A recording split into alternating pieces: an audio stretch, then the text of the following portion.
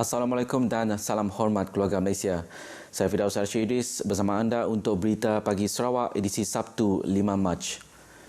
Jabatan Muzium Sarawak memainkan peranan besar dalam menghubungkan budaya dengan kreativiti selain menggalakkan perkembangan industri budaya dan kreatif di negeri ini. Premier Sarawak Datuk Patinggi Tan Sri Abang Johari Tun Openg memberitahu langkah ini sekaligus menyumbang kepada pertumbuhan keluaran dalam negara kasar Sarawak dengan menggalakkan dan mempunyai kesan ekonomi langsung dan tidak langsung lain dalam sektor perkhidmatan. Datuk Patinggi Tan Sri Abang Johari menjelaskan konsep menggunakan muzium sebagai rangsangan pertumbuhan ekonomi budaya adalah konsep yang terbukti dan telah melahirkan kejayaan selain menjadi lebih popular di negara maju dan membangun.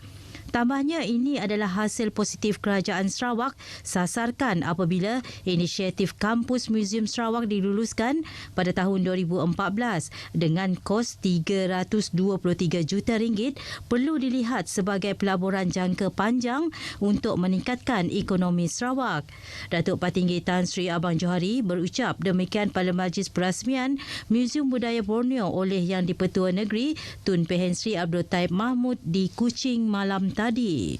Premier Sarawak turut menambah kerajaan negeri melalui agensinya terutama Jabatan Muzium Sarawak sentiasa menjadi pemelihara kebanggaan tradisi dan budaya Bumi Kenyalang di samping sentiasa mencari cara untuk mengubah masyarakat moden dan berkembang maju. Katanya Muzium Budaya Borneo ini dilengkapi dengan paparan interaktif dan teknologi pameran moden akan berfungsi sebagai pemangkin untuk meningkatkan pendidikan sains, teknologi, kejuruteraan dan matematik dalam masyarakat. Muzium itu juga berperanan dalam menyebarkan pengetahuan yang diperolehi daripada data dan penyelidikan mengenai koleksi muzium yang meluas. Premier Sarawak Datuk Patinggi Tan Sri Abang Johari Tun Openg semalam menerima kunjungan hormat daripada Duta Besar Republik Uzbekistan ke Malaysia, Ravshan Usmanov serta rombongan. Ravshan Usmanov yang ditemui pemberita menyatakan hasrat Kerajaan Republik Uzbekistan untuk mewujudkan jalinan kolaborasi perdagangan dengan Malaysia terutamanya di Sarawak. Ujar Ravshan, pelbagai isu berkaitan ekonomi dan pendidikan telah dibincangkan dalam perjumpaan beliau bersama Premier Sarawak di Wisma Bapa Malaysia.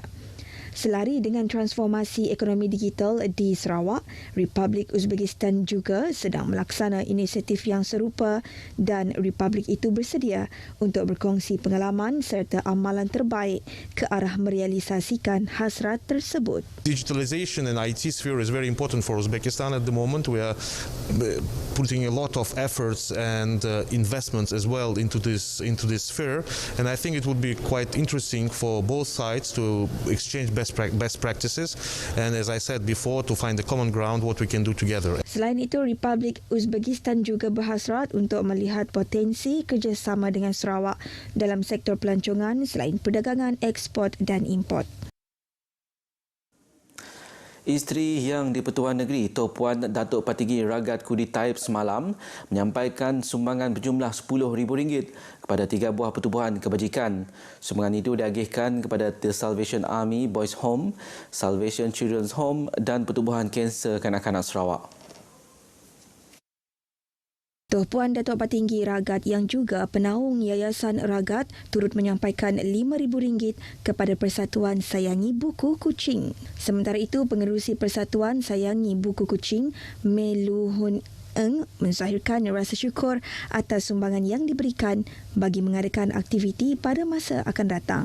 As for our association, we are very, very thankful for Puan Ragat to give us 5,000 for our annual fund, and very, very happy and so blessed. Penyerahan sumbangan itu diadakan di kediaman rasmi Puan Datuk Patinggi Ragat di Demak Jaya, Kuching. Jawatan Kawasan Pengurusan Bencana Bahagian Miri bercadang untuk membina Hospital Medan Separuh Kekal di Miri sebagai persiapan awal bagi menghadapi sebarang kemungkinan berlakunya kelonjakan kes COVID-19. Menteri Bertanggungjawab Datuk Seri Lee Kim Shin berkata, ia sekaligus mengurangkan masalah kesesakan di Hospital Miri. Datuk Seri Lee memberitahu hospital tersebut dengan kapasiti 100 buah katil itu dibina di kawasan Hospital Miri. Ia berikutan Hospital Miri merupakan pusat rujukan untuk pesakit dari Limbang, Lawas dan Marudi. Menerusi kenyataan media, beliau memberitahu Hospital Medan Miri ini akan memberi kemudahan kepada pihak hospital untuk memantau pesakit COVID-19, khasnya kategori 3 dan 4. Perancangan penubuhan Hospital Medan ini katanya kini sedang menunggu kelulusan daripada Kementerian Kesihatan Malaysia. Jumlah kes baru COVID-19 di negeri ini kekal 4 digit semalam dengan merekodkan 1,333 kes berbanding 1,206 kes pada Khamis lepas.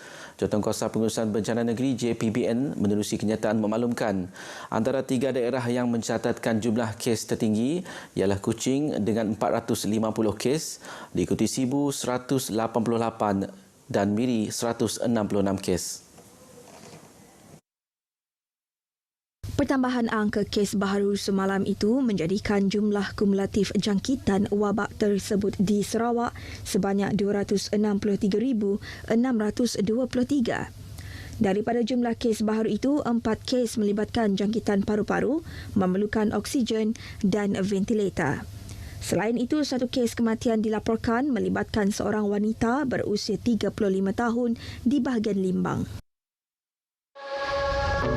Jadikan amalan berikut sebagai norma dan kebiasaan baru dalam kita mendepani COVID-19. Amalkan kebersihan diri dengan kerap mencuci tangan menggunakan air dan sabun atau cecair pensanitasi tangan. Pakai pelitup separuh muka bila perlu keluar dari rumah. Sentiasa jaga jarak fizikal sekurang-kurangnya 1 meter dengan individu lain ketika berada di kawasan tumpuan awam. Jangan bersalaman dan bersentuhan dengan orang lain. Dan seboleh-bolehnya, elak menyentuh mata, hidung dan mulut dengan tangan yang belum disanitasi. Amalan ini penting dalam kita menjalani kehidupan seharian agar rantaian COVID-19 dapat diputuskan.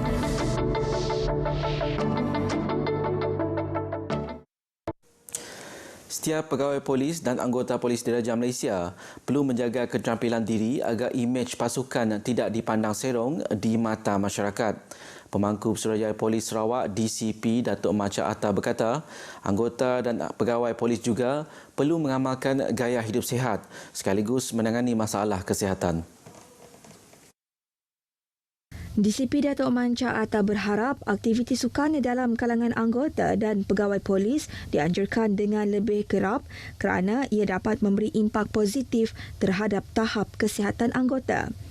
Justeru beliau menyeru ketua polis daerah agar merancang aktiviti sukan dan riadah bagi memastikan tahap kesihatan anggota dan pegawai sentiasa pada tahap optimum.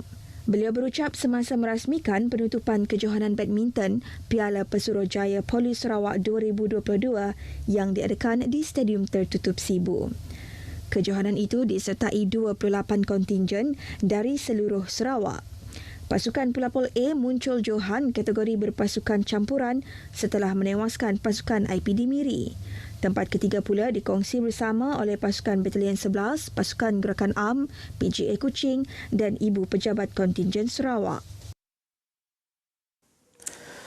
3 lelaki dari geng Kong dan seorang pemilik bengkel ditahan kerana dipercayai terlibat dalam kegiatan pecah kilang, kedai dobi dan mesin layan diri di sekitar Kuching. Ketua Polis Daerah Kuching ACP Ashmon Bajah dalam sidang media di Kuching mendedahkan tangkapan dilakukan berdasarkan maklumat yang diterima dan gerak kerja menjejaki telah dilakukan sejak Disember tahun lalu. ACP Ashmon memberitahu kesemua suspek berumur lingkungan 20 hingga 63 tahun itu mempunyai rekod jenayah lampau iaitu 2 kes dadah dan 5 kes curi. Dedahnya lagi antara barang rampasan adalah 3 buah motosikal, helmet dan beberapa peralatan seperti sarung tangan, pemotong parang, pisau lipat dan wayar. Siasatan awal mendapati kesemua suspek terlibat 3 kes iaitu masing-masing samun dan curi motosikal, 7 kes memecah kedai, dobi dan mesin layan diri. SCP Ashman memberitahu modus operandi adalah sekitar pukul 2 pagi hingga 5 pagi dengan menaiki motosikal dan menggunakan pencucur api khas yang diubah suai. Kesemua suspek ditahan reman di bawah Seksyen 117 Kanun Keseksaan selama 4 hari bermula hari ini hingga Isnin depan untuk tindakan lanjut. Kes disiasat di bawah Seksyen 457 Kanun Keseksaan. Sekian berita pagi Sarawak edisi Sabtu 5 Mac. Keluarga Malaysia layari portal berita RTM di berita.rtm.gov.my untuk perkembangan sahih sepanjang masa. Salam hormat dan Assalamualaikum.